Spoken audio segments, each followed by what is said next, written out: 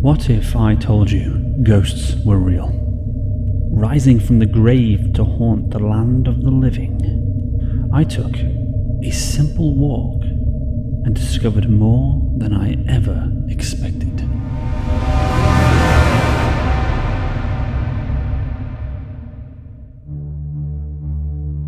I decided to travel to the nearby McDonald's at around 9:40 p.m.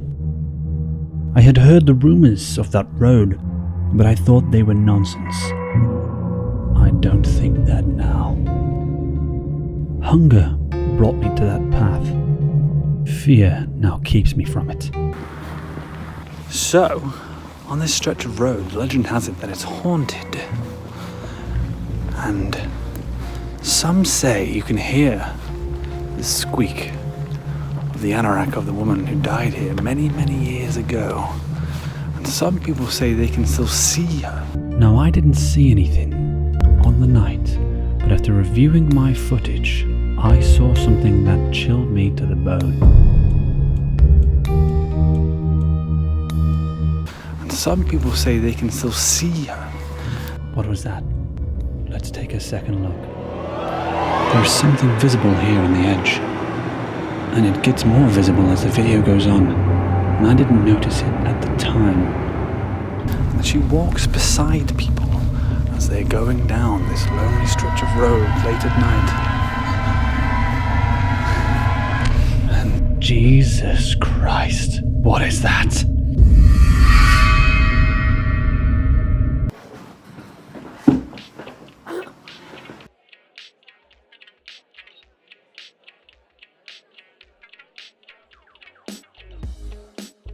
Willkommen.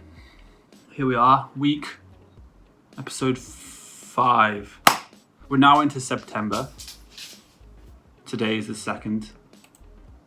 But when you watch this, it'll be the 3rd.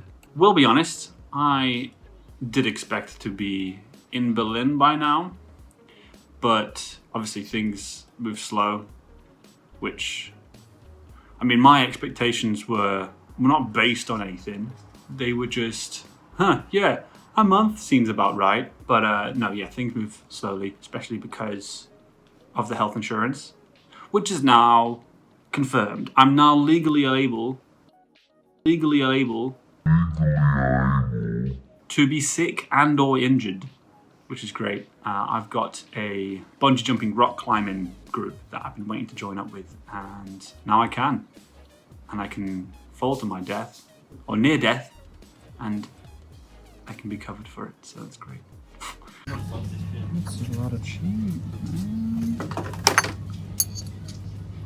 Ian has been doing her CV, curriculum vitae. Obviously, I can't work until I've got the residency permit, which is the next in line. So we've got, like I said, I've explained many times before, insurance, and then once we've got the insurance, we've got, you know, the holy trinity of place to stay, bank, health insurance. And then I can go get my residency permit, which allows me to stay for up to a year and officially work. And I can look to make my CV before that point, so I can start applying for jobs straight away. At the moment, I'm kind of enjoying just being a little unemployed schlup, you know, making videos on YouTube, get all them YouTube bucks. So I have to join the real world eventually. The real world. I just wanted to kind of talk a little bit about work and how we kind of live the lives that we live based on, you know, how we've been raised. We kind of just expect that life is go to school and then find a job, earn money, buy a house, have kids, you know, married, you know, and then retire at 65, 67 years old, and then take all that money you saved up over all those years and then spend the last 15 years, I don't know, probably when age is maybe 65 or 67, and the average life expectancy is about 80. Obviously there'll be people outside of that expectancy, but, you know, who's to say what happens in your life? You know, you retire at 65 and you've got until 80 years old to enjoy your retirement. Gives you about 15 years.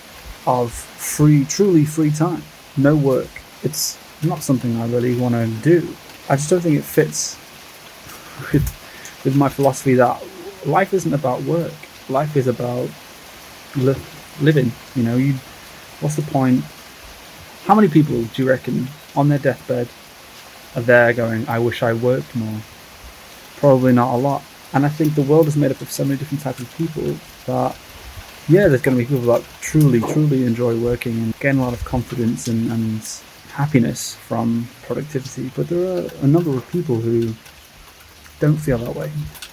But they are being dragged along like they should care about productivity and they should care about working and earning money. Why has earning money become the sole purpose of our life? What do you need money for in the end? You need it for rent, you need it for utilities, food, all this kind of stuff. What exactly do we need in terms to be happy? I mean, food. You can grow your own food, and that's what I want to start doing. I want to start being more self-sustained. When you start to eliminate the things that you need money for, you care about it less. It becomes less contingent to your happiness.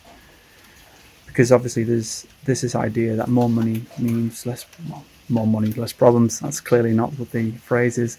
But the argument that money doesn't buy you happiness, I think, is flawed in the sense that there's a lot of things that would make your life easier if you had a lot of money. This whole thing that, rich and famous people have the same amount of hours in the day, but there's a lot of things that rich and famous people don't have to deal with because of the wealth they have. All of this stems from the idea that wealth is the goal. You need money for security. You need money to make sure that if things go badly, you can house your family, you can feed them, you can clothe them. What about, instead of accumulating wealth, you start accumulating the skills required to do that yourself? And this is what Ina and I are looking to try to do. Just live within our own means. I would say the biggest challenge so far, I guess I'll call it a challenge, for lack of a better word, biggest challenge would be, we went to go see another one of Ina's friends the other day, and pretty much the entire conversations that were happening were in German, naturally. I was like, of course, I don't think she spoke much English anyway, so I was like, of course, I don't mind these conversations. I would feel ridiculous, like going into somebody's home and asking them to speak not their language because, of me. Conversations were going and they were all taking place in German, which is fine. I understand that. And I kind of like to hear the German on my ears. That's a weird way of saying it, but because I don't understand most of it, so I just like to hear it to kind of acclimatize myself to the notion of hearing another language, because I'm still kind of in that period where I'm hearing noises and from people talking outside, expecting to hear English but being confused when I don't understand it, and I'm still not really kind of moved into the feeling of being surrounded by a second language, and I want to get used to that more. I think it helps that I'm kind of cooped up a lot. We're living in a small town. There's not really much to do. I don't have that much contact with the outside world. But we were with a friend, they were all talking, and it can be kind of exhausting sometimes, like hearing language that you don't understand and trying to listen so intently.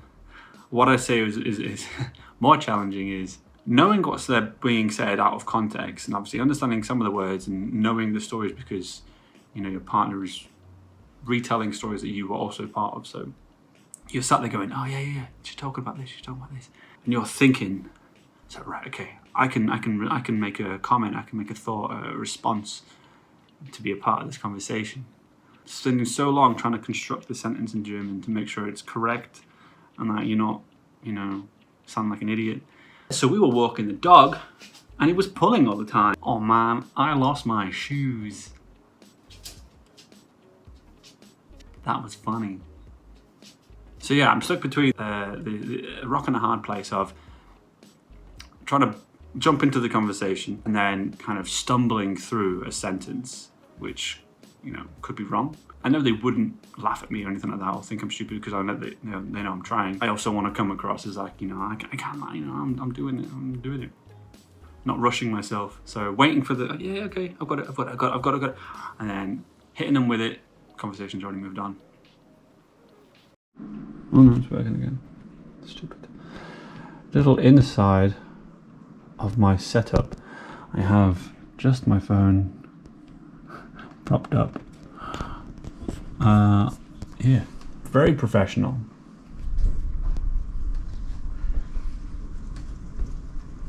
Yes.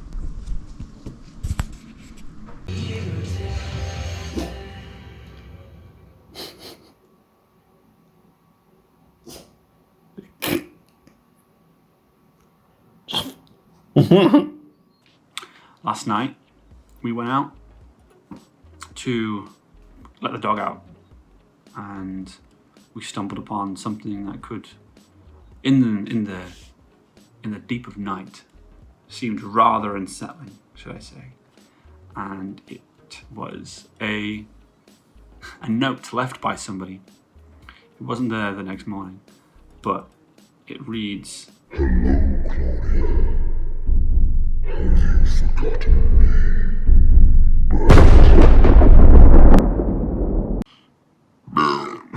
It seems very, very ominous in the middle of the night to read a letter that's just left outside of, not even posted, but just left on the floor outside of the apartment block. Hello, Claudia, have you forgotten me? Bert. So, Claudia, if you happen to be watching this, have you forgotten Bert? I mean, probably not anymore. Someone leaves a creepy note like that, you're not going to soon forget them.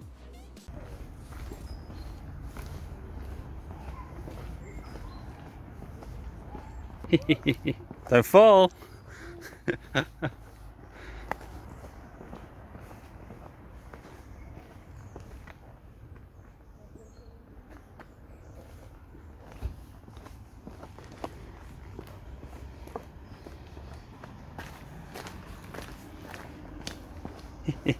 Cutie.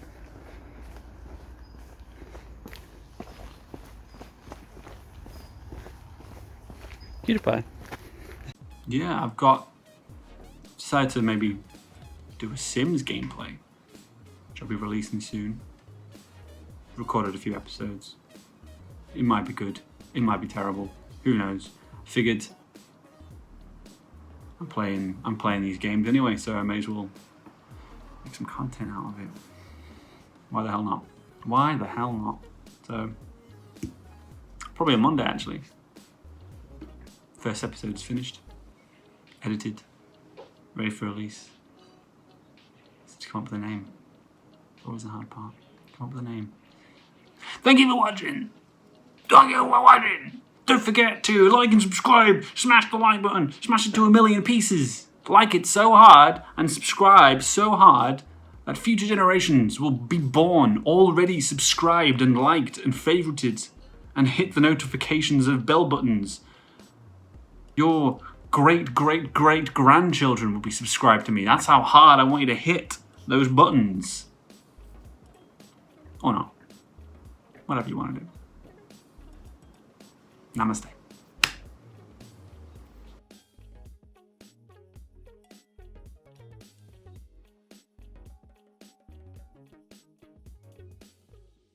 Hey, kid!